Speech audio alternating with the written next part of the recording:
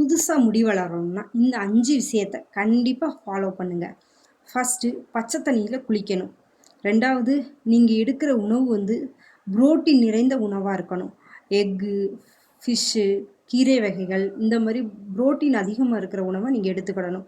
3வது தண்ணி குடிக்கணும். ஒரு நாளைக்கு 3 லிட்டர் தண்ணினாலும் நீங்கள் குடிக்கணும்.